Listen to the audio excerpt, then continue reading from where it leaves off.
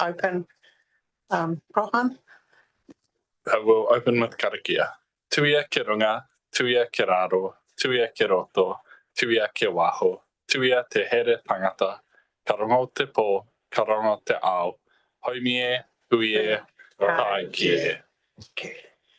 Well, good morning, everybody, and welcome to this meeting of the Audit, Risk and Finance Committee. And the first item, this meeting is being live streamed, and the first item on the agenda is to note any apologies, and there are none. And welcome Councillor Aaron Stallard to the meeting. The order of business is in front of you. Are there any reasons to change the order of business? Okay, we'll move to the interest register. Does any member of the committee have any conflicts arising from the agenda that need to be noted? There being none, we now move to agenda item 4, which is confirmation of the minutes of the meeting of the 26th of February 2025. They have been circulated. Moved Councillor Mill that they reflect the notes of the meeting. Seconded Councillor Rachel. All those in favour, they be moved past. Aye. Aye. Thank you. We now move to over the page. We now move to agenda item 5.1, which is the internal audit plan. And Chris. Perfect timing. Chris, we're up to you already, Chris. Very efficient start, Chris. You have presented to us the draft internal audit plan to 30th of June 2026. Do you have any points you wish to raise with the committee or? So through the chair, in terms of the timing, this sort of relates to my existing audit plan this year as well. The payroll audit that I'm planning for next year, I may bring forward, and the review into the planning team, I may move to next year. It's just it's quite close to the end of the year, and it is just a little bit of juggling. So I'm still working on that timing. Thank you. Right. So you have before you the draft internal audit plan, including 4 planned audits and another one at the end, which I'll bring up a bit later. Are there any questions around this before I ask? I'm just interested in the process for deciding the priorities. They seem perfectly proper.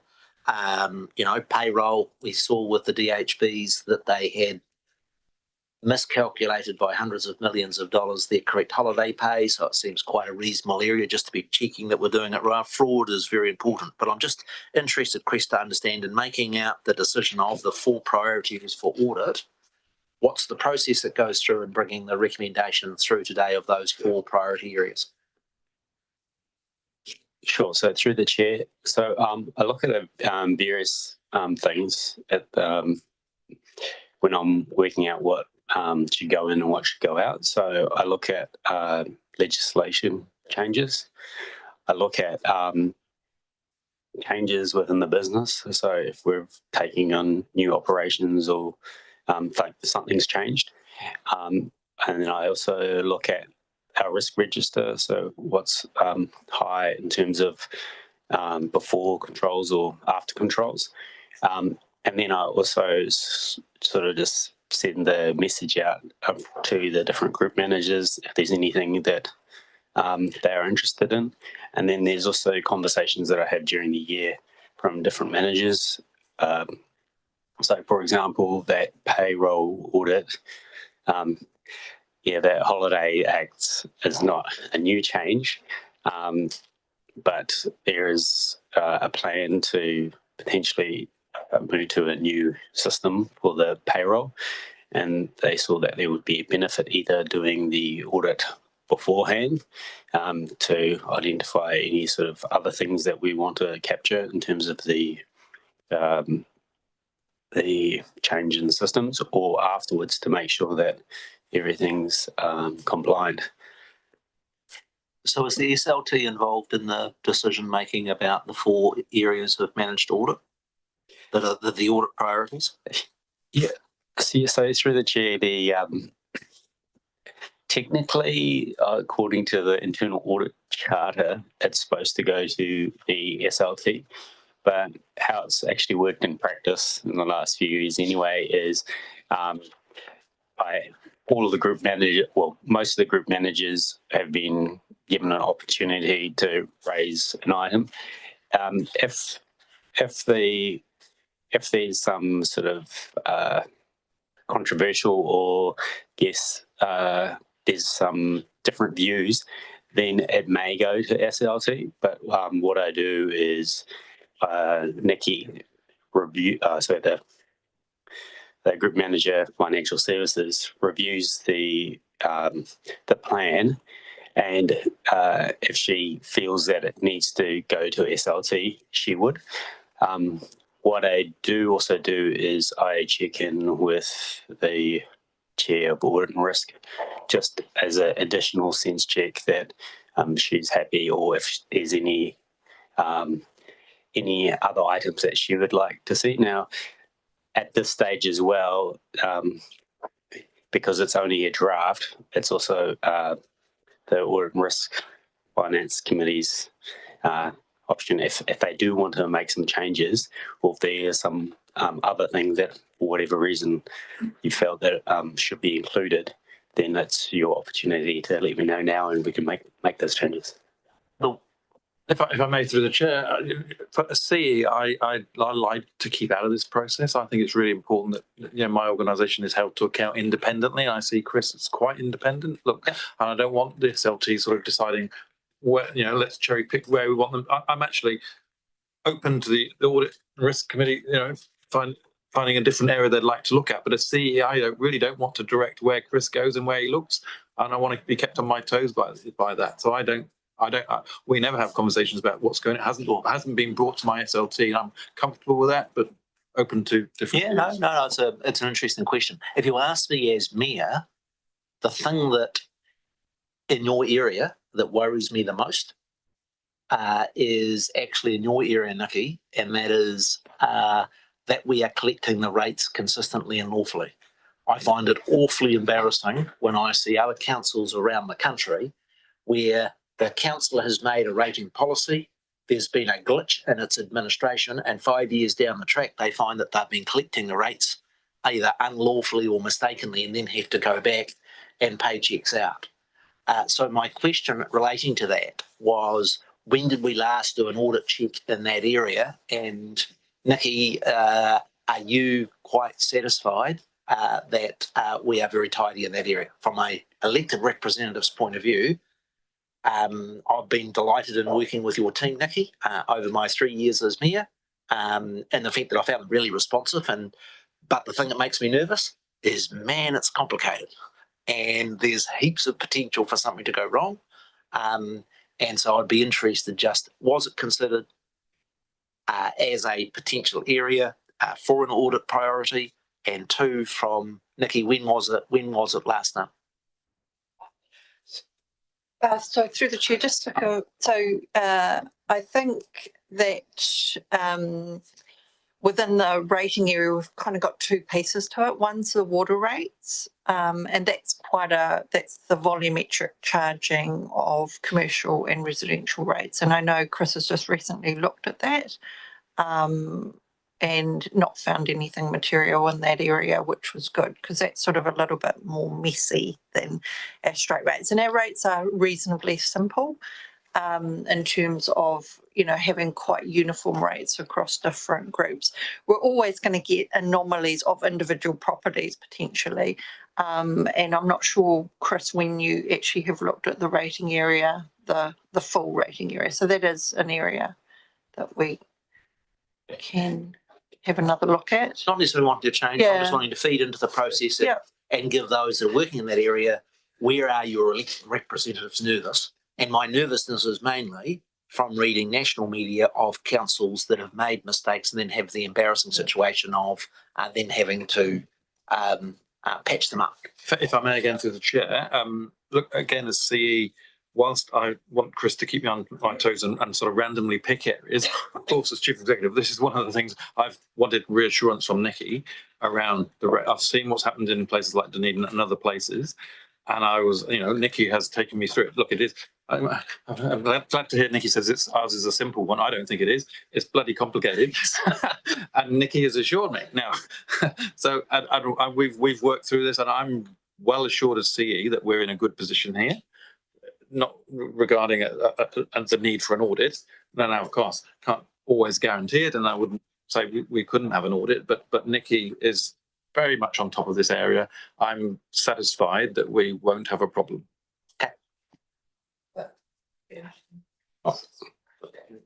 So through the chair, I'll just add a couple of comments before someone else wants to speak. So I guess I look at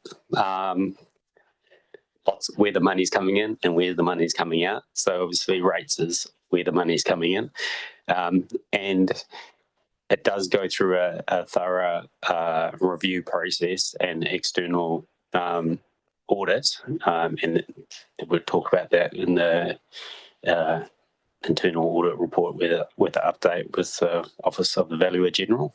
But I understand obviously that all those other councils get something similar as well. When choosing these audit topics, there's also an element of where you're going to get the bang for your buck.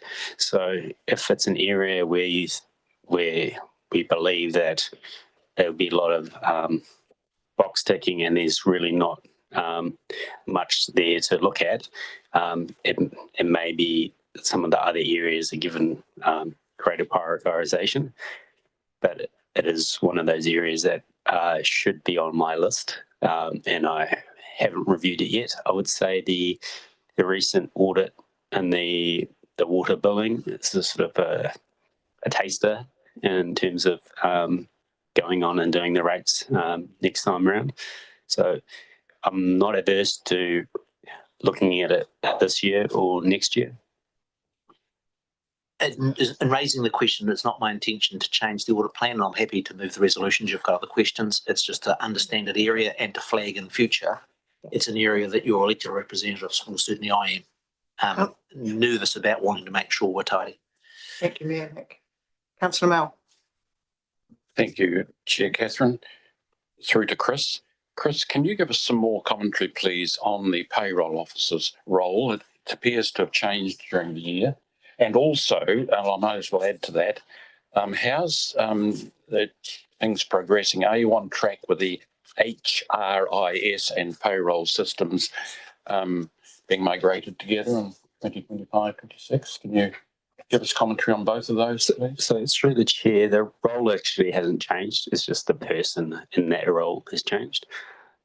So that's, I guess, where things can be reinterpreted, and often that's a time to actually where things get picked up internally anyway. There is a project to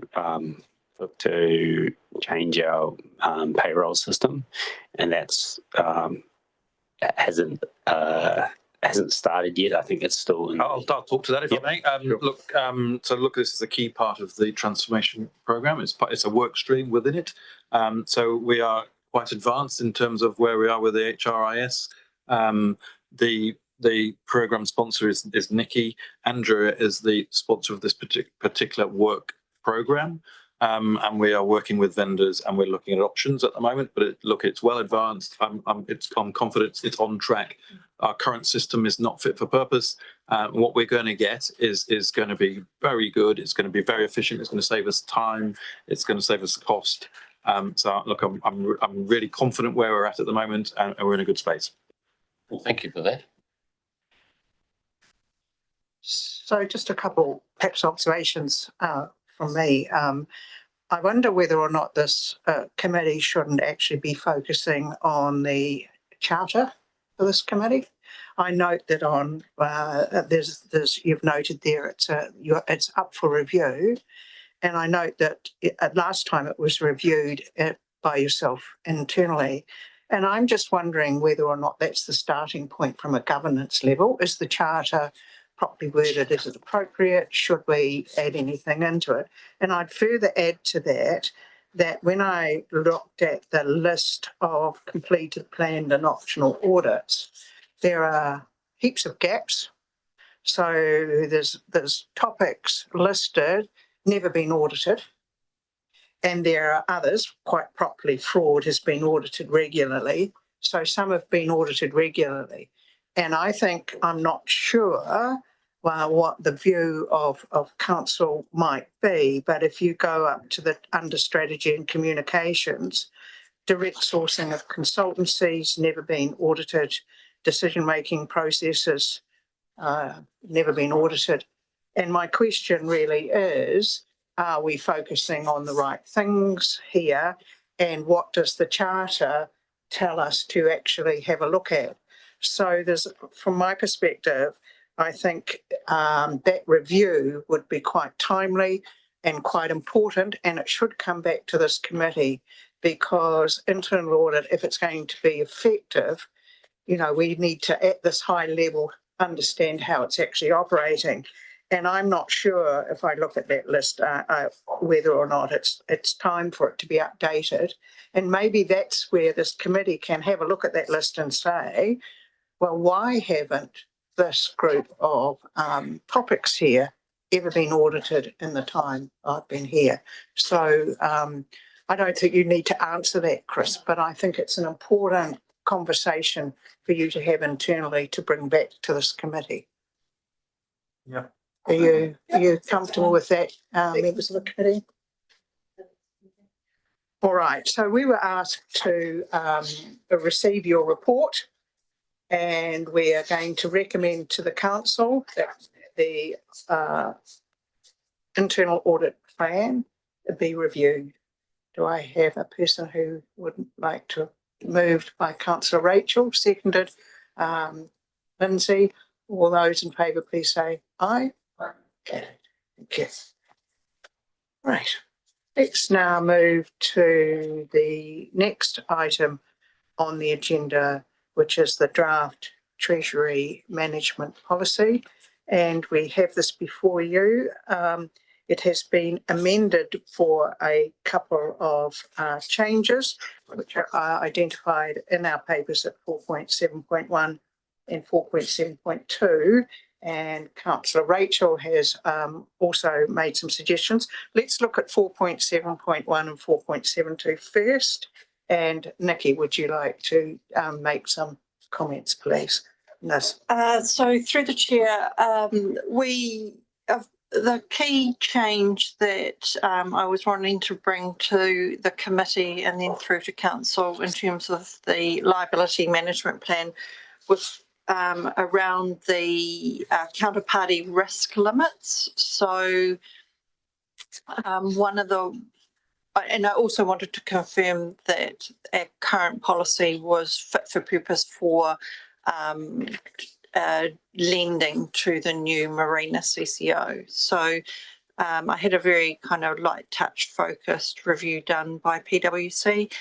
We've historically used this original exposure method for counterparty limits, and it's been over calculating our counterparty limits for interest rate swaps. So given that the tool that we use actually does day-to-day mark-to-market valuations, we think it's time that we actually updated that to a new methodology. So that was one of the changes on the liability management side. And on the investment side, obviously, with the Marina CCO moving to an asset owning CCO, we need to include an investment section on the Marina. So that's section 33. So that's been included, you know, why we're holding that, the rationale and the key considerations. And there were some minor tidy ups in the NALMEC section to reflect the current contracts that they have with council. Happy to take any questions. So should we take that first? Are there any questions on those proposed amendments in the policy? Mine's going to sound a bit dumb, but I'm trying to understand the relationship between the council and the new marina company and what the new investment limits and controls mean with respect to it. And what I'm trying to understand is that we set the marina company up, very supportive of that, very supportive of them 1st of July being an asset-owning entity. When I read the sections under 33 with respect to the Nelson Marina, the key bit I do want to understand is what is the degree to which, at which point, the marina company needs to check with its beneficial owner around its investments. So it's a matter of public record that the marina development plan includes substantial developments involving tens of millions of dollars. I'm assuming that the debt would be acquired by Nelson Marina Management Limited rather than the council. Have I understood that correctly? No. The debt would be held by Nelson City Council.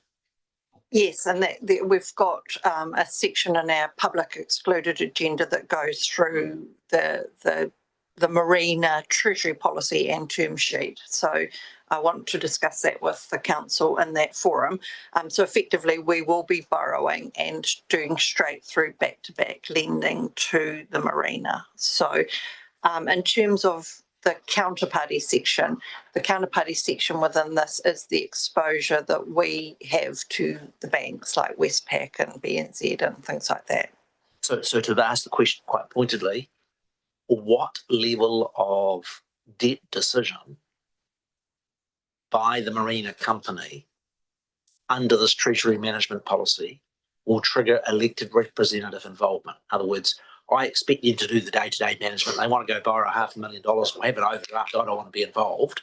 What I'm expecting is from the treasury management policy, it'll give guidance as to the threshold where they need to check in with their beneficial shareholder owner. And I'm assuming, and if I've got this wrong, it's through the treasury management policy that will be setting the threshold, or is that through alternative documents such as the letter of expectation and statement of intent? I'm just understanding how does those three documents, statement of intent, letter of expectation, and treasury management policy, in practice, mean when the elected representatives will get a say if they want to go borrow $20 million to do part of the marina development? So I think through the chair, it's a combination of all three, because obviously you have this letter of expectation, they will outline what their plans are over the next year, and you will approve the statement of intent and have an ability to comment on the level of debt within that for the next financial year. They've got a 10-year development plan, which we've based the marina treasury policy on, and that's in public excluded. So that's effectively a facility that they will have, and it will have a limit in place. But I don't expect that they would borrow more than they actually said they were going to borrow within an annual period of a statement of intent.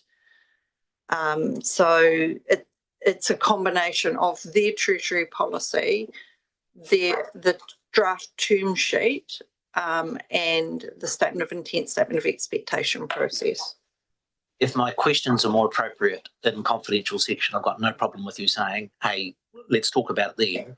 But in short, will it be the treasury management policy setting a debt to equity or some other limit on the degree to which we allow the marina company to secure debt against the name of the Nelson City Council? As Chair, yes, that's correct. And we can go into the details within the public excluded section. My apologies to the Chair. We'll hold fire to try to get my head around that way then. And it's not disagreeing with anything. I just wish to understand as we move to that new governance model, where are the checks and where do we put our oar in to ensure that I'm putting my oar in through the right legal instrument. Yeah. Thank you, Mayor Nick. So in relation to the proposal put forward, we agree. However, Councillor Rachel has raised some questions in relation to section 34 of the Treasury Management Policy in relation to the wording relating to forestry. Councillor Rachel, can I pass it over to you for comment first, please? Thanks very much, Catherine, through the chair. As I was reviewing the Treasury Management Policy, I noted that the forestry section is also out of date, and given that this is a significant policy for council, and that we are going to be recommending to council that it adopts the amended policy, it seems to be timely and efficient to make those updates now. Also so that the policy reflects the fairly significant decision made through the LTP regarding the forestry transition. And I'm comfortable for, I think it says delegates final amendments to the chairperson and chief executive. I'm happy, Catherine, for you and Nigel to go through the amendments and update them as appropriate. Thank you. Are there any other observations or comments? Yes. A couple of things, just a couple of details, and maybe a question that might sit alongside me and Nick's when we go into public excluded. Nikki, the frequency for these reviews is what normally part of the LTP process. This has just been done out of phase for the reasons you've set out. Through the chair. So it was actually done, it sits alongside the long-term plan. So we had done the review last February. Yep. And had contemplated some of those changes from the forestry section that were as part of the proposal for the long-term plan. So that was a normal review cycle. We do tend to do little tweaks in between. This policy doesn't need to be consulted on anymore. It used to historically, under the Local Government Act, have to be consulted on, but because it doesn't, it's okay to kind of keep it regularly updated. Thanks for that. The second one related to the statement, I think in 471, that the investment policy is a kind of a statement of strategic intent with respect to, say, in this case, the ownership of the establishment of a marina CCO. But my question really is the financial, or is this policy really the place to look to see where the council has articulated its ownership interest and strategic rationale for establishing a CCO in the first place? Or is the policy, should the policy be viewed as a kind of a means to an end, the device that gets funding into the CCO? If it's kind of the latter, I guess the question is, where else has the council articulated its strategic purpose for the CCO establishment and the proposed level of funding support for the business?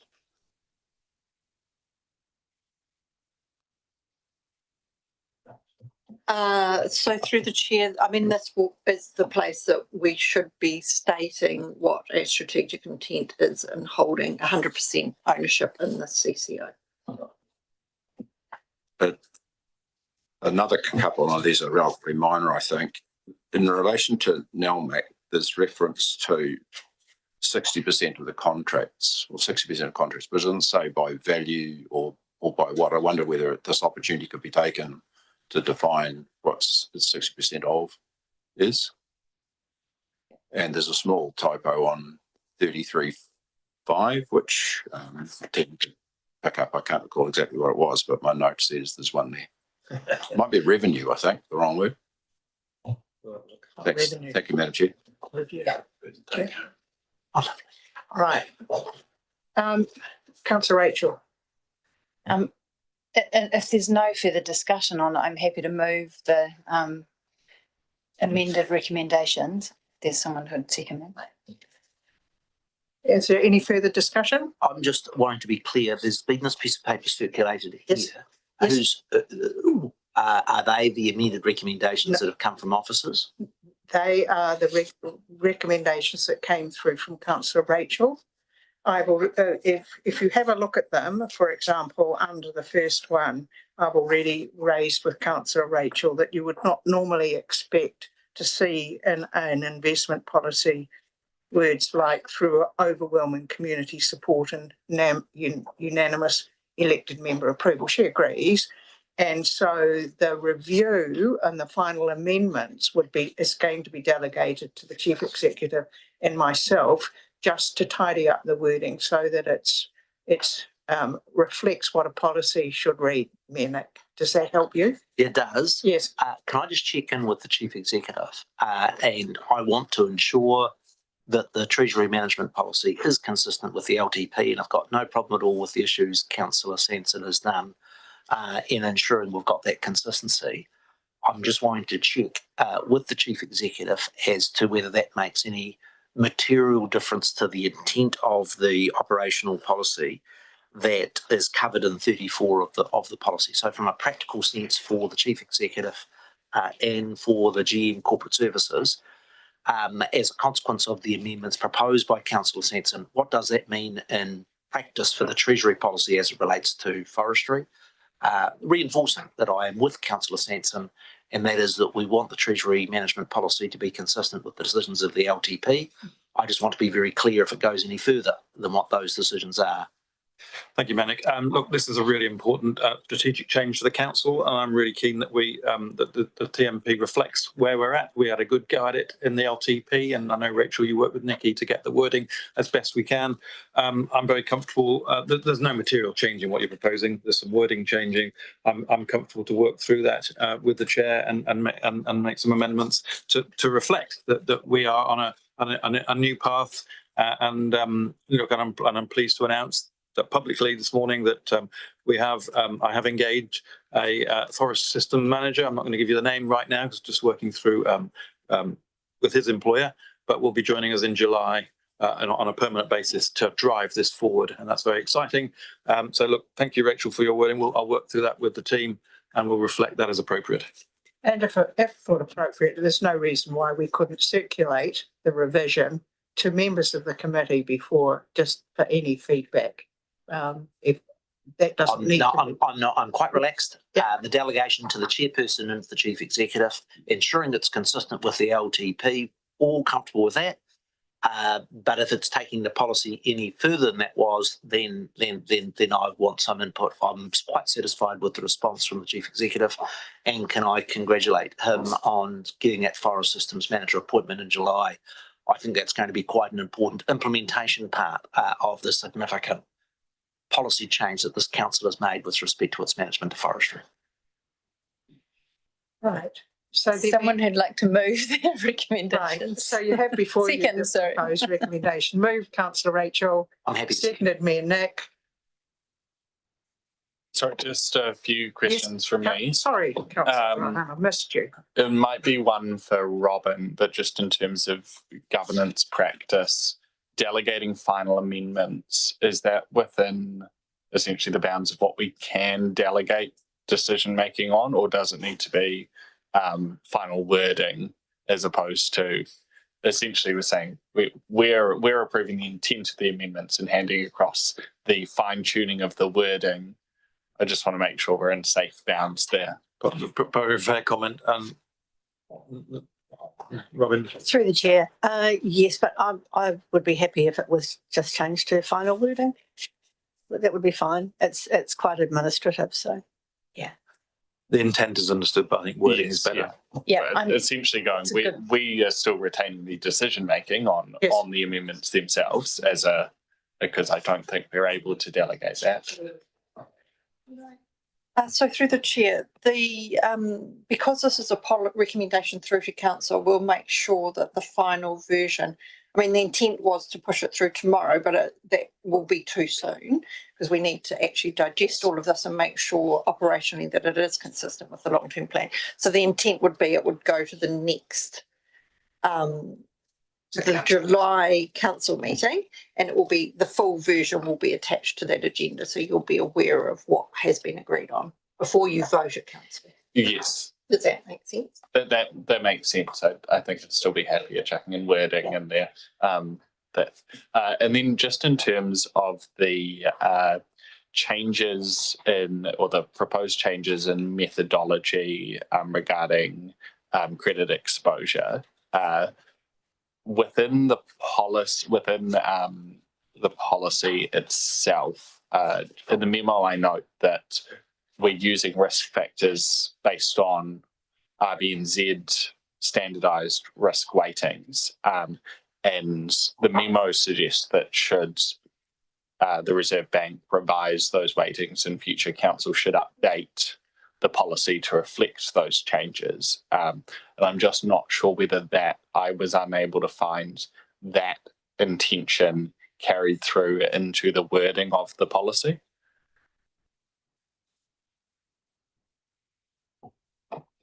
So through the chair, I wasn't intending to put that intent in the policy, because obviously we are constantly reviewing the policy for best practice.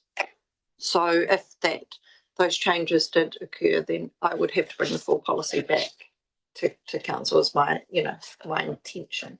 Yeah, and I just wonder whether if we're capturing broadly intentions today on a range of things, whether that's an intention. I'm relaxed either way, but a sense from other colleagues on whether or not that would be best practice to capture either even just noting where those risk weightings are coming from, or the intent to update and revise them.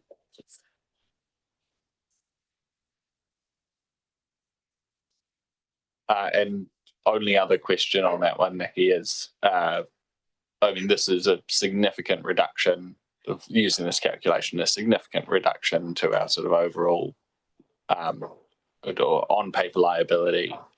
What is the practical implications of that?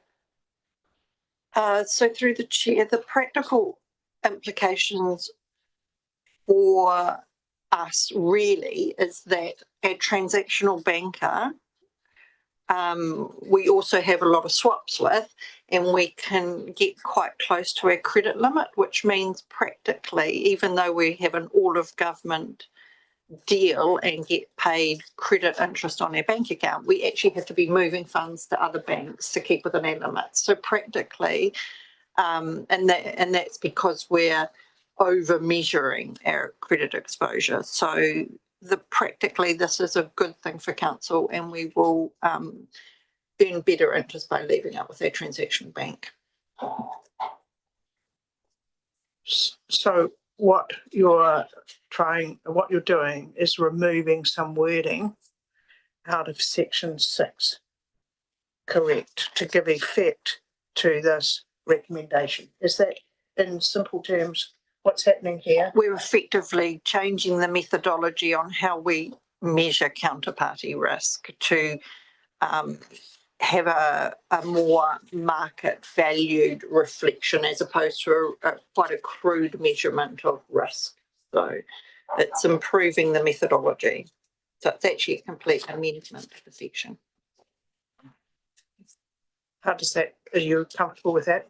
Yeah, I do still think it would be worth, and I'm happy for whether that just sort of comes up from staff as part of the recommendations to council as a sort of additional note. But I think it would be worth noting in the policy itself where the risk factor is coming from, given that we're changing from a fixed council set risk factor to borrowing from the Reserve Bank, their risk factors.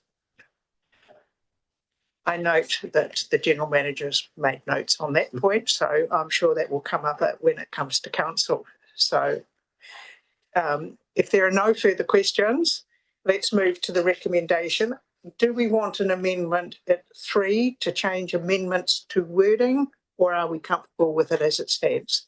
Councillor Rachel. I'm happy to change it to wording. I think it's an important clarification from Councillor.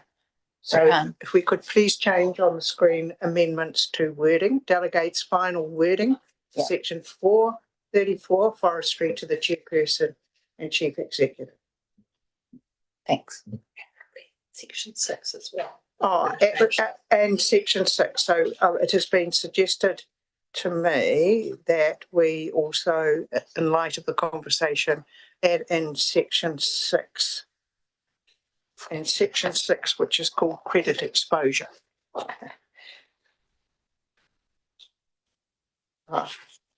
Now, with those amendments, I think it just need to take out the word amendment. I think it's just final wording. Otherwise, we've got wording amendments. Yeah. Thanks.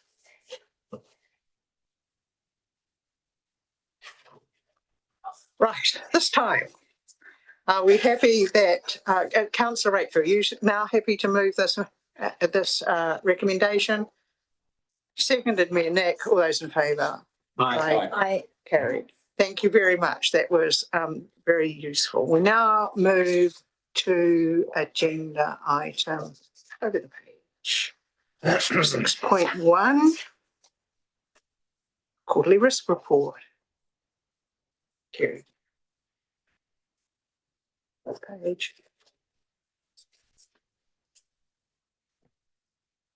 Page 65. Right, yeah. Yep, page 65.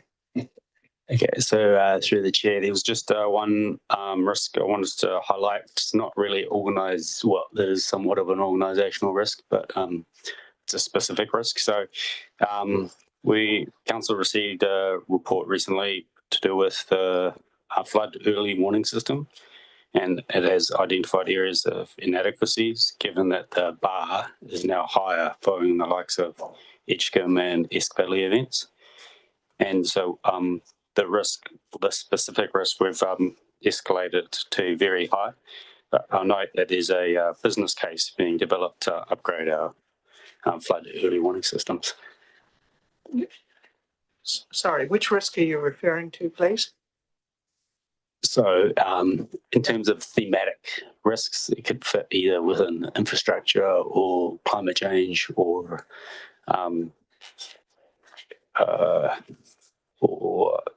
one of those two, I would say. But it's a specific type of risk rather than that general thematic thing.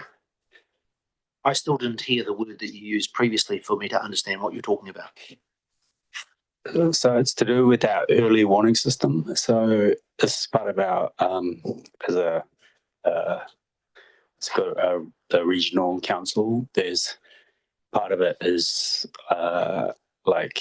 monitoring river levels and providing updates to the emergency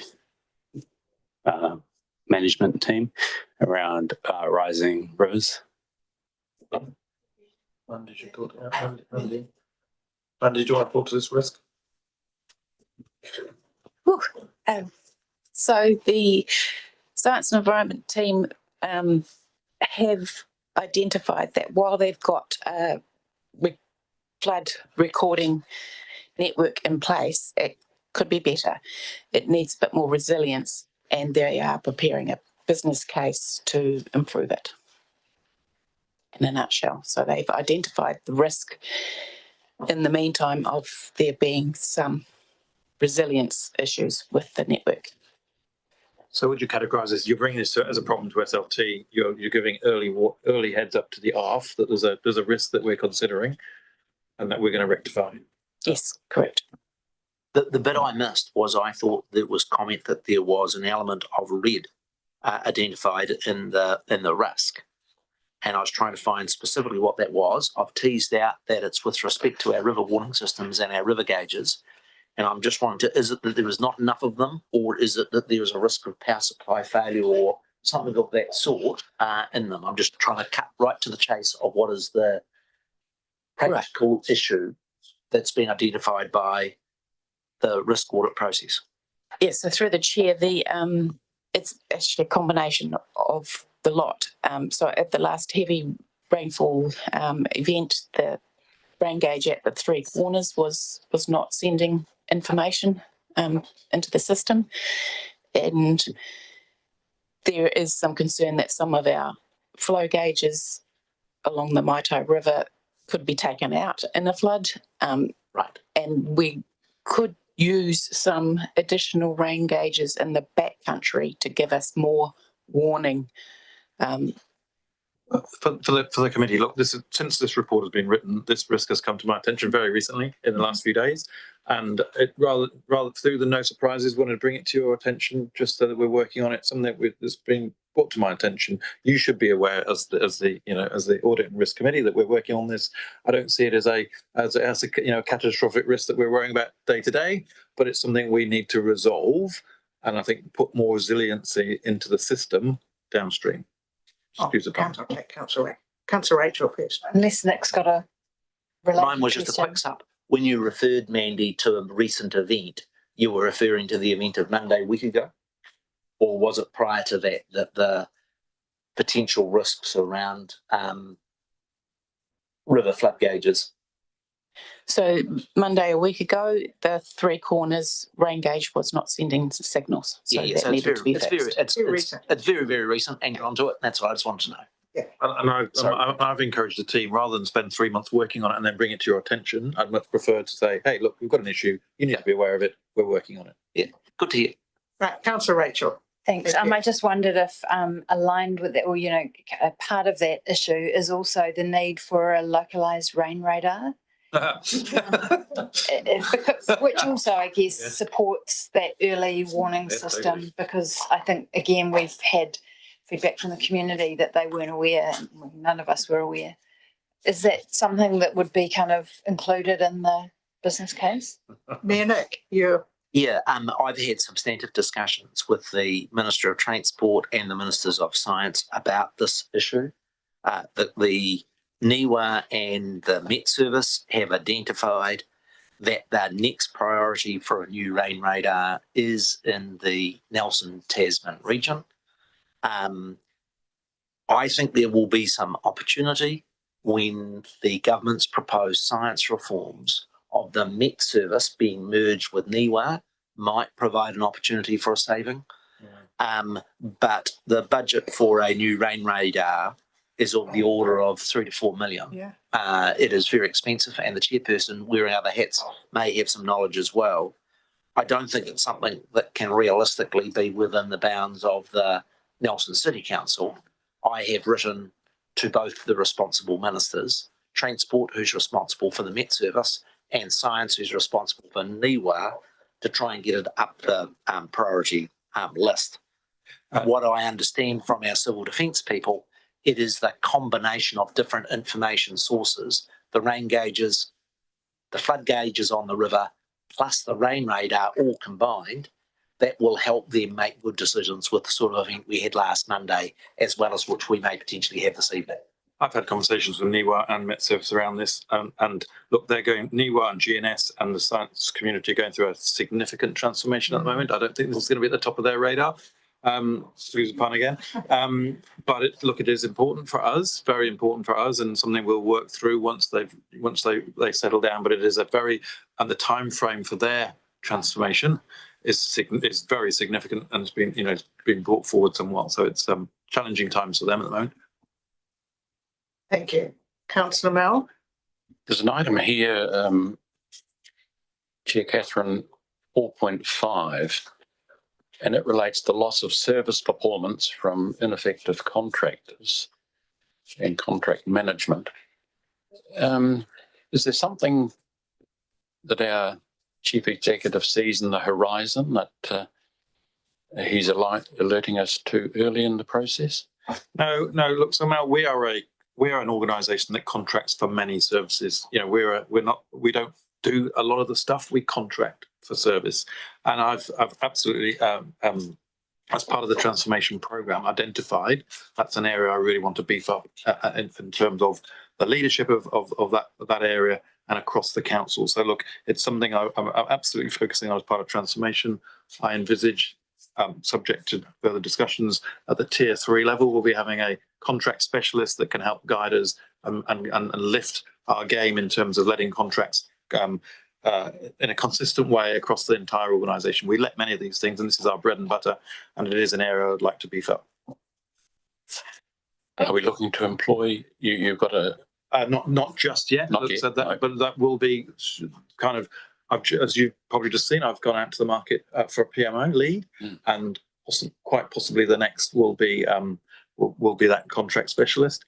to help say lift our game. I'm not worried in terms of I give a lot of oversight to contracts and the like. I'm not, but I think I want all the way throughout the organisation, whoever's involved in letting contracts to make sure we're consistent, to make sure we know what we're doing when we do that. Thank you. Right, Lindsay.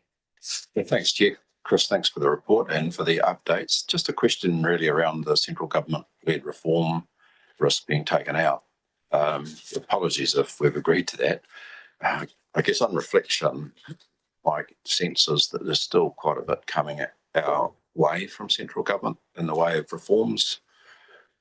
Local Water Done Well is in a kind of implementation phase, and we've kind of got a fair degree of certainty as to what the future of that looks like on a council by council or collective council basis. RMA is sort of still to fully land though, and there's a sector reform program in the pipeline which hasn't fully been rolled out. So question really is whether or not on reflection this risk should stay but perhaps be recast, diminishing or reducing the emphasis on water reforms but picking up the other matters that are likely to be coming local government's way over the next 6 to 12 months. Just to further support what Lindsay has said, I wonder whether or not it's broader than just the reform. It's the whole relationship, the timing of the relationship that you have, the timing. Well, this classic example, NZTA make their decisions really late. That impacts on your work program. It impacts on funding. And it seems to me that there will always be an inherent tension between local government and central government. It will always be a risk for you as an organisation to respond not only to the big stuff, which is the reform process, but the day-to-day stuff that comes your way. You go and plan to do something and then all of a sudden funding's withdrawn and it leaves you high and dry.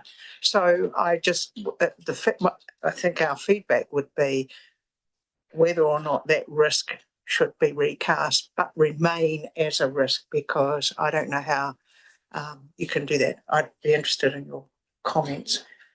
Yeah, I'm not sure it's a risk. I think it's a known issue. It's something we're absolutely working through as part of transformation. We're keeping open to it, having so I categorise risk as something that look, it is a risk. I get that, but it is. So I'm more than happy to put it in as a risk if that's what you'd like to see. It is absolutely. Look, there's no question the reforms are coming at pace towards us. We as an organisation have to be agile. I'm building an agile organisation that can respond to these types of issues. But we're getting bombarded. My GMs and myself are being bombarded by new requirements, where we're going. So it's a known issue for me. So it's more of an issue than a risk for me. But I'd take your point, Lindsay, Chair. Well, I'd be interested in feedback from other members of the committee. Councillor Mel. Well, I was going on to another topic. That's fine. Let's just go. Any feedback on this observation about? Yeah, I just concur with you, Madam Chair, that I think it remains a live risk. I guess that we need to have some visibility across as to how the organisation is coping, really, probably.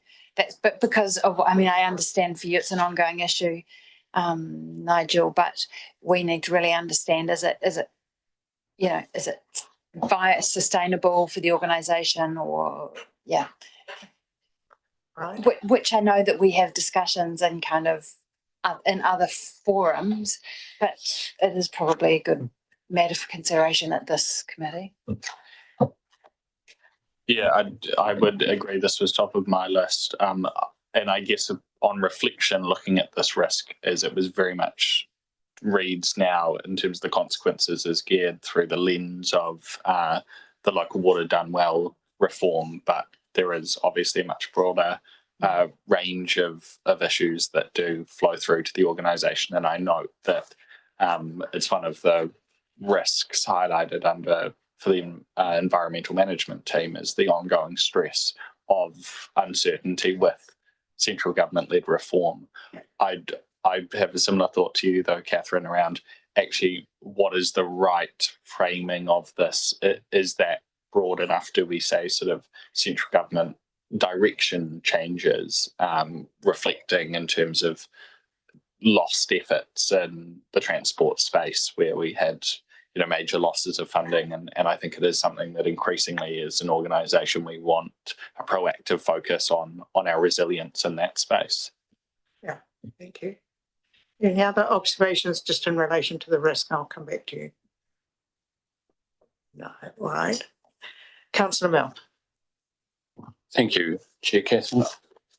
I want to just for a very quick moment comment on 4.9, reputation damage, loss of public trust in the organisation.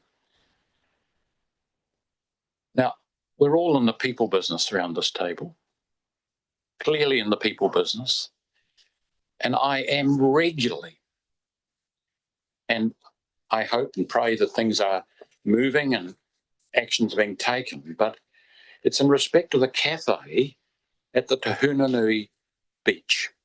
It's been shut for over 13 months,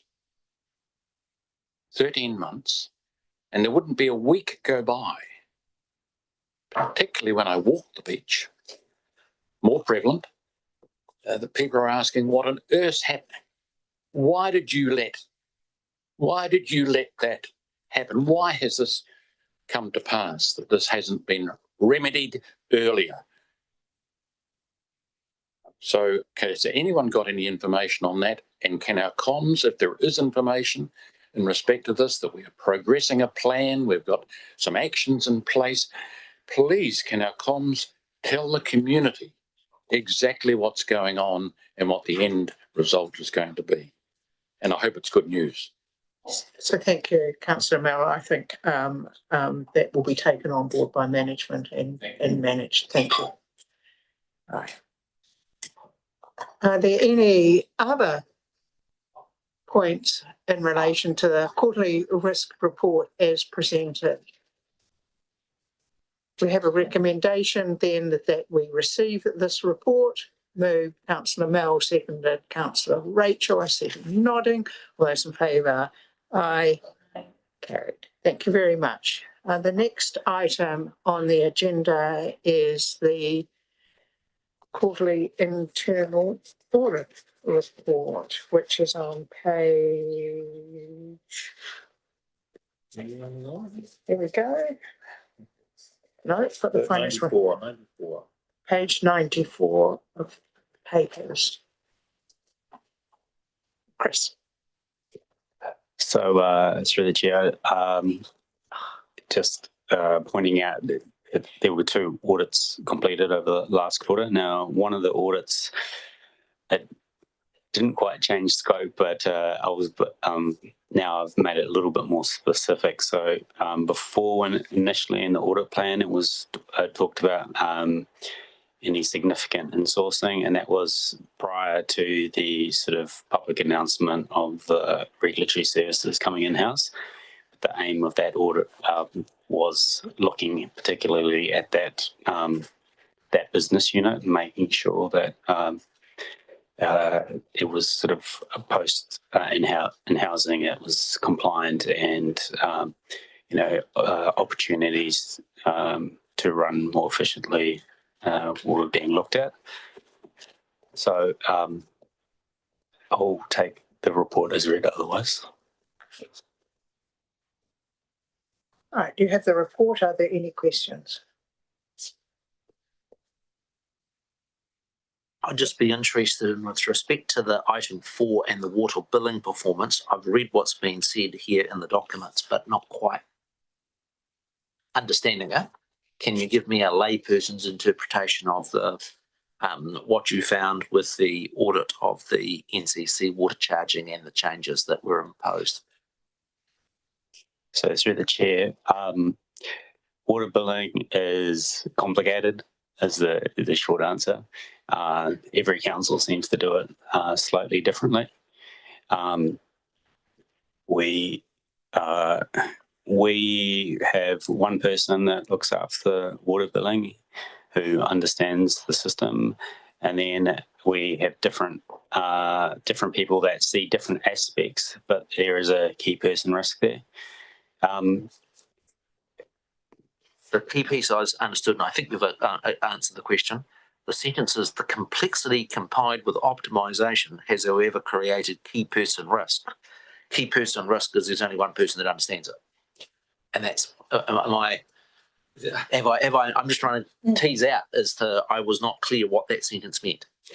And I'm saying, and I'm interpreting what your comment is, the risk for the council is there's only one person, and if that person, for whatever reason, either left the council or was unwell, would have a real difficulty in implementing the water charging and billing system. Yeah, and that is one of the recommendations, and we are currently training someone else in that role. So. As far as being in the council, what, how many, 45 years is it? Oh no, this is actually not that key person. Exactly. Yes, we've got key person. We've got 2 key people risks and training rating, other people up. but we are training other people up. Understood. Thank you. Right. Are there any other questions in relation to this report? All right. We have the recommendation before us that we receive the quarterly internal report, 31st of March 2025, and its attachments. Move Councillor Rachel, second Lindsay. All those in favour? Aye. Carried. We'll now move to the next agenda item, which is the quarterly finance report. And Nikki, who's taking us through this?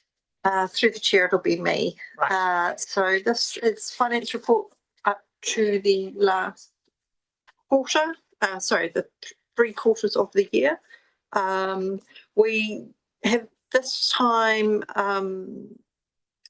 amended the reporting, the financial reporting to be a big table, and hopefully it's all printed off well for everyone. This is consistent with what the senior leadership team are looking at as well. And I'm happy to get any feedback if this is sort of improves it. It's got the commentary beside the numbers as opposed to just being this big kind of dump of words. So hoping that is and this will align with what we intend to include in the quarterly, the half yearly reports for infrastructure and community services and the environment team. So we want to present consistent tables. So happy to take any questions or comments. Councillor Rachel. Thanks through the chair. I quite like the layout. It makes sense to me. It's just really hard to read in our docs on tab. That's all. Just makes it difficult to when you go fit to width. It's still too tiny. Maybe it's just I need stronger glasses or something. But anyway, I worked it out, and it's I like it. So thanks. Right. Are there any other? Right. Lindsay, go to you and then Right. Sorry. Yeah, thanks, Madam Chair. Overall, I really like the format, the layout. I pick up Rachel's point too. I struggle a little bit with some of the detail, but overall, I think it's a step up. The bit that I'm still a little bit concerned about is the project health summary on page 109. My concern really is that it's not enabling the committee to do its job of assessing risks associated with capital works program delivery, in short. What am I concerned about in particular? It'd be great if it was all green, but I bet my bottom dollar that it's not. There are green indicators on projects that haven't started yet, so how can you say that they're on time, to quality and on budget? There are other bits of information here which kind of need some translation. For example, Tahuna Hills stormwater catchment number 3 project is green, but it's nearly 20% overspent. But the total project cost is 1.4 million alongside a budget of $250,000. So I know there's a basket of kind of grumps in there. I guess what I'm looking for in seeing whether there's any support around the committee for it is either more granularity or more transparency or a kind of a focus on reporting that is more aligned with the committee's mandate. I don't currently see it. There are some ways I could suggest of doing it. I understand there have been conversations in the past. So if I put the concern out and see what the response is, Madam Chair, might be a start of a 10. Thank you. We'll go around and we'll come at Rohan was next and then I'll come to you, Rachel. Yeah, that was also top of my list, and I think we did have a conversation around it, even just articulating what is the threshold for the colour coding. I kind of wondering, I know through quarterly reports in the previous term to the infrastructure committee, we received project health summaries on a sort of project by project basis. I guess the question here and the balance around this reporting is, what is the threshold for that increased reporting, and what is the staff time of obligations in there and finding the right way forwards. But whether a lot of this information does exist, it's about pulling it together into that beautiful format that we developed, Alec. But I'd be supportive of, if it is deliverable, to have that sort of reporting to this committee, particularly on those quite significant projects of significant budgets, where at least we're getting more commentary and a sort of understanding, a more granular understanding there. I did also just have a question for Nikki around the sort of recurring theme with development contributions and our budgeting for them is especially when they're under. I think that's more of a concern than when they're over, is just whether any thoughts being given to the methodology of that calculation, what we're basing the sort of our future DC's budgets on, and whether we need to be a bit more conservative with that. Thank you. I'll summarise in a minute. Councillor Rachel. Thanks. Yeah, just concurring with Lindsay and Rohan around the detail in the project health summary, and then I've got a question which I'll just ask, and you can have it answered after Rohan's one. I'm under the next page, so it's 110. Just under the activity areas in transport, there seems to be no measure at all around kind of cycling or cycling infrastructure and that kind of thing. And so I'm just wondering, how are we capturing, how are we measuring our KPIs in terms of active transport infrastructure, and noting that in our last report from the Auditor General, that was one of the, for the last financial year, that was one of the areas that they indicated that they felt council could be doing better in. Given quite a lot of thought to this, and for non-elected members, the council had a workshop last week about potential options for governance, and we're only a few months away from local body elections.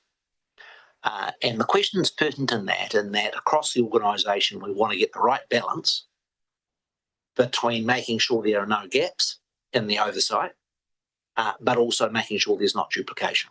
Mm-hmm. Now, Councillor Sanson's quite properly raised the issues around transport.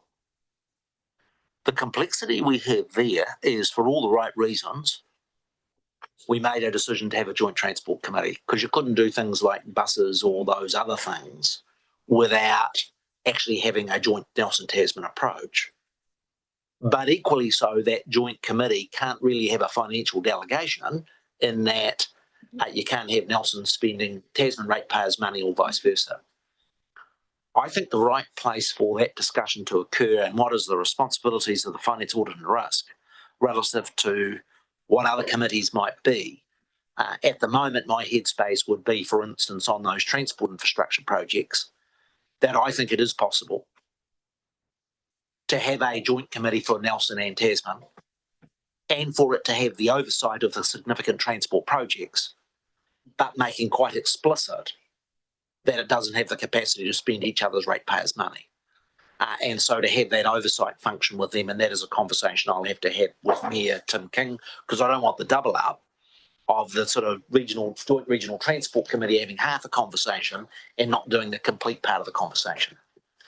So it's a fair concern. My view would be happy for Finance, Audit and Risk Committee to have a view on it, and for it potentially to give some thought as to what recommendations it might make to the newly elected council after the October 11 elections. Mm-hmm. I don't think it would be wise just to make some changes now when we're only 3 or 4 months away from that. And the immediate decision for the new council in November is going to be what its governance structure and what the roles of this committee and others will be in that new period. Lindsay rightly identifies there isn't sufficient oversight in this area. And then the question is as to whether you expand the role of this committee to do it, but it does directly relate to what other committees the Nelson City Council may choose to have. Right. Councillor Rach. Thanks, Catherine. Just through the chair, just to clarify that there are already 1, 2, 3, 4, 5, 6, I guess, kind of performance areas that are measured and reported on in that, which is great. So no issues there, just that there seems to be nothing, we're not doing any, there's nothing around active transport and that kind of thing. We're not reporting it. Yeah, so I don't think it's an issue of the RTC. No. It's just that it was an issue, like the fact that we're not focused on it and reporting on it adequately, I think was addressed by Audit and the Auditor General's report. And so I'm just noting that when I look at this, I just can't see any measure for understanding how we're doing on that. Just refresh my, am I correct? This comes out of the statement of service performance that goes in the annual report? It's set in through the chair, it's set in the long-term plan. So these are the performance measures that. Through the chair, I've got all the questions, and when you're ready, I'm happy to try and let's answer all of them. Alex, and let you provide us with your feedback. So through the chair, thank you very much. I think I'll go in reverse order because it's probably easier. As the Group Manager Corporate Services has indicated, we are reporting on the key performance measures that have been signed off as part of the long-term plan.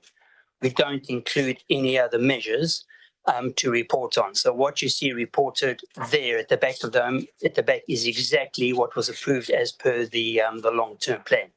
So that is our mandate, and that is what we report on. So we don't add any additional things. So it's a discrete set of reporting, and a lot of those are from the Department of Internal Affairs, and a number of the rest of them. So there's some mandatory ones that we have to report on, and all the rest have been approved by the council as part of the long-term plan. So that is exactly what we report on. We don't report as part of that mechanism on anything else.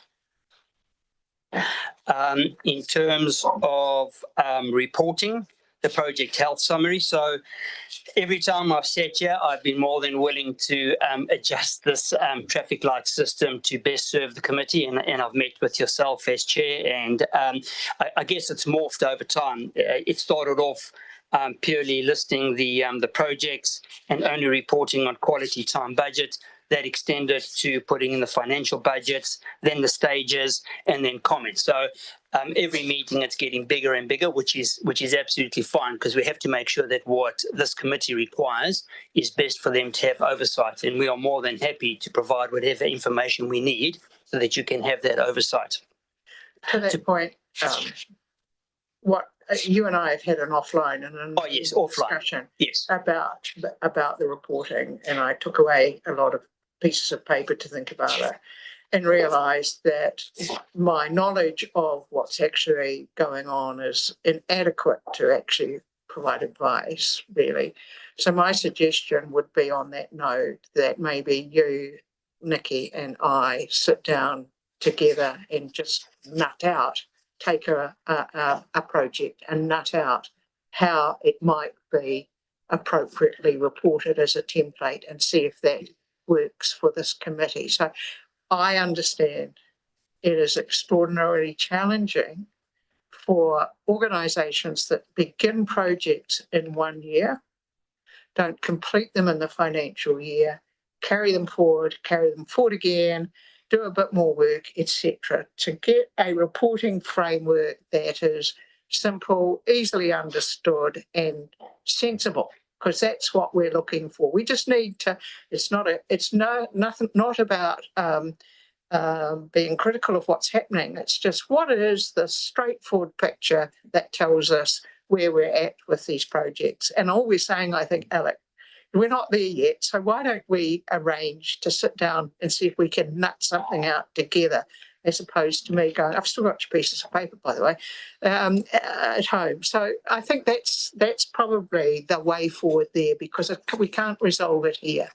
Oh, I agree, and please, I don't take this as a criticism. I think we have to provide this committee what they require, and I'm happy to work through that. But if I may just finish my my commentary, if I may. So we used through the chair, if I may just complete. So I don't take this as a criticism at all. No. We need to be able to work through this, and progressively over the meetings we've added things. The more we add, the more complex it gets, because one of the things I've tried to do, and Nikki and I, Nikki Harrison and myself, we deliberated on the words that we put in item 8. And it's always very, very difficult when you've got a multi-dollar project over multiple years. Yeah. So, for example, and that's why I put an asterisk next to the projects that are multi-year, multi-dollars. Yep. And if any one of those at the appropriate time go over time and over budget, then they will be reported. But at this moment in time, by way of example, the RIF projects, we still aim to have those completed by June 2027. So we've got 3 years to do that.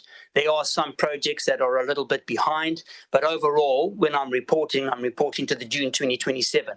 If we go over the 2027, then I would imagine that some of those would be read. But it's very, very complex, believe it or not, when you've got projects that are multi-years, multi-stage, but really what I'm reporting here is only on one financial year, 24-25. Sure. But can I just further add, though, tying it up with what you've got on the bottom of page, and the lovely table on page 99, the summary table, which we all like, by the way, is really good, tying up the fact that you're $18 million underspent with all the greens on the page 110 doesn't actually work for me. And it's kind of like, that's the kind of questions that we have. Where are you underspent? Are there any projects that haven't started? What have you deferred? All those really important questions that are just useful information, actually, and making sure that, we have the big picture. Yeah. Councillor Rohan mentioned that previously when we had our 6 monthly, we had our quarterly infrastructure reports, we reported, it was a detailed page for each project. That was very time consuming. We got better at it because we were linking it to the financial system and drawing things out into our project management system, which showed this is a lot easier to do, although it's a little bit more complex. But there is a massive time component in terms of doing those single sheets to the detail that we did for the quarterly reports. So I'm happy to discuss with you and Nikki offline in terms of what you require.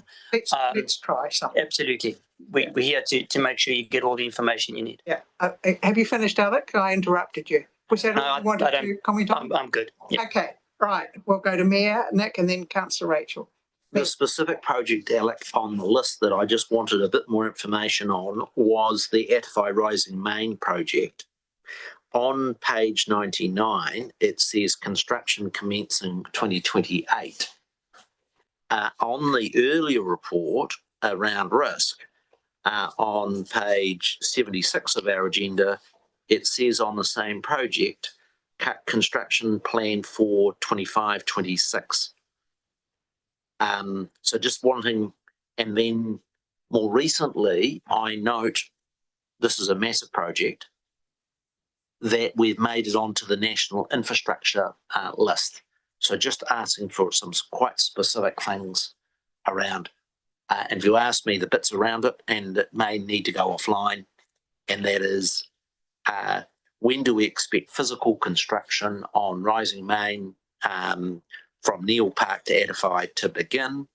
What's the implications of making it onto the list of the national infrastructure projects? Was just a bit that I wanted to tease out. So through the chair, I can definitely say we were definitely not going to start that project in 25-26. So I need to go back and check that comment. And sorry, the screen is very, very small when it comes to looking at these details on a thing. That's why I printed them out here. But we're not going to be starting that project in 25-26. There's still quite a bit of water to go under the bridge. Remind me, what roughly order of magnitude is the capital project for the? I think it's in the order of about 50 million plus. Huge. It's a massive project, yes. In terms of the national infrastructure, so we were approached as part of the looking at the commission was looking at a pipeline of infrastructure projects. They asked whether we would like to participate. We didn't really have the space all the time to participate, to be totally honest, but because of the requirement that they were looking at presenting something through to central government, and they were hoping that a number of people would participate so that they could show that there was benefit in trying to develop a pipeline of works and show the central government. We put in the Etowai Rising Main because, number one, it was a multi-million-dollar project, multiple years, and it had everything that was a challenge in terms of resource consents planning. It's quite an exciting project. We put that in, and 2 weeks ago we heard that we had been shortlisted out of 17 projects that were going to be presented to Parliament. Through the chair, I wonder if I think I'm delving into something I can't share. Yes, so I should. That's fine. And you can choose not to answer this question. I'm happy to answer it, but I think we need to. Is there any? Can I ask a very short form? And that is there any chance of getting central government support for this $50 million Edify Rising Main, or is that a question you'd rather not answer in public? I'm happy to brief. I was asked to to keep this. Thank you. Yeah, so I'm happy if we want to convene for 5 minutes. Probably have said a little bit too much already, but that's fine. Thank you. I'm happy to under closed. Just so to understand this, I'm not going to answer that question. Yeah. The substantive issue, just so I'm up to speed. It's a big project. It's scheduled over in our long-term plan. Is the substantive issue, and it was identified in risks, around it not having sufficient capacity between Neil Park and our pond and treatment plant out at Edify, or is it around the age of it and it having risks of not performing and effectively spilling sewage into the natural environment? The driver for the project? The driver for the project is a renewal. So that pipeline was constructed in the 70s, 80s. We've remediated certain sections of that concrete pipe with HDP as well as fiberglass. We did, as part of our strategy, we remediated and we upgraded our Quarter Park pump station and our Neil Park pump station to be an intermediate. So Quarter Park, I'm sorry, this is a complicated answer, to reduce the pressures on the pipeline. So we've got an intermediary pump station at Quarter Park, which now takes the pressure off the pipeline. But that pipeline is in dire need of remedial work. And even though we've eased the pressure on that pipeline, we can no longer put the remedial and the renewal of that pipeline further out. We've gone out to seek consultants. Consultants have been appointed. They're progressing the design. It is very, very tricky because on the one side you've got a hill, on the other side you've got the estuary, and in between you've got a state highway. And we're trying to find the best route for that, understanding the needs and concerns of iwi, also understanding the needs and concerns of NZTA, and also realizing that to pump across the right-hand side on the hills is very, very expensive. So when I say it's exciting and challenging, it's exactly all of those things. We do think we have a solution, but we need to, so it's an age thing. We need to renew that pipe, and we need to do that with some urgency, and that's why I've pushed that out as far as I'm happy to, and that's where we are at this moment in time. Thank you. Councillor Rachel, did you have something? It's all good. And Thank you. Yeah. Lindsay. Well, look, I just wanted to say, Madam Chair, thanks, Alec, for being open to having another look. The last thing I want to do is create work for you or for anybody else. So I do encourage an approach which establishes some thresholds for reporting, and that might be around contract value, but it could also have some other attributes such as environmental sensitivity, community disruption, location as the criteria for reporting and escalating. Perhaps the other thing should say in response to me and Nick's comments about what a future governance arrangement might mean for this conversation. For me, for one, I'm kind of agnostic as to where that reporting goes. If it does go to an operational committee, then audit and risks role is one of assurance that the system is in place and it's being used and responded to. So thank you, Madam Chair. Okay, thank you. Any other observations? Nigel. Thank you, committee. I think this has been a really useful and helpful discussion. Look, as Chief Executive, I want to assure the public that I take fiscal capability, fiscal discipline really seriously. I'm pleased that you like that statement on page 98, and that's working for you. Yeah. My SLT now see that monthly. My expectation of my SLT is that they understand all of it, whether it's in their area or not. My expectation is that that goes down into the business units. We now reforecast monthly, and that's brought a level of financial discipline into the organisation that I think is really important. So look, the public can be assured we've got a lot of oversight of that, and we're working further on that. As to the discussion around the project health summary, this is really important to me as from an organisational perspective, and hence, as I mentioned earlier, we've gone out to the market for a programme management officer to come and lift our capability in this area. Look, I've got huge confidence in what Alec and his team are doing, but that's a certain discrete area of the council. I want that capability across the entire organisation. And indeed, to your point, Lindsay, it's important we look at what thresholds, what is reported up to the level of governance. So I do want a better dashboard for you, for me as CE, for my senior leadership team, and for you as governors. And that's what the transformation programme is going to deliver. So look, I'd be keen for you, Madam Chair, to sit down with Alec and the team, because Alec is leading the. We've got 7 work streams as part of the transformation. One of them is purposeful delivery, which Alec is leading. So anything you can give him in that space in advance of the PMO coming into the organisation so that we can learn from your experience, I'd really value that, so that we can give you a dashboard that you can understand, that's honest and gives you the assurance that you need. So look, good discussion. Take everything on board, and we're working on it. Thank you. Great, thank you. So there being no further questions, the recommendation is that we receive this quarterly financial report to March 2025 and its attachments. Move Councillor Rachel. Sorry. No. Good discussion. Moved Lindsay then, and seconded Councillor Rachel. All those in favour? Aye. Carried. Thank you very much. We now move next to agenda item 6.4, the Audit New Zealand Audit Plan. I read it pretty standard stuff. Have you got anything further you want to add? Through the chair, no. Through the chair. Are there any questions? Right. Then the recommendation is that we receive the report Audit New Zealand Audit Plan 2024-25 and its attachments. Moved Councillor Rohan, second Councillor Mel, those in favour, aye. Aye. Carried.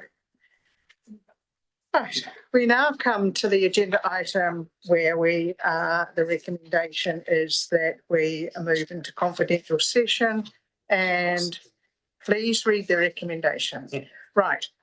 The recommendation is that the Audit, Risk and Finance Committee confirms in accordance with sections 48.5 and 48.6 of the Local Government Official Information and Meetings Act 1987 that Mike Shirley, director from Pricewaterhouse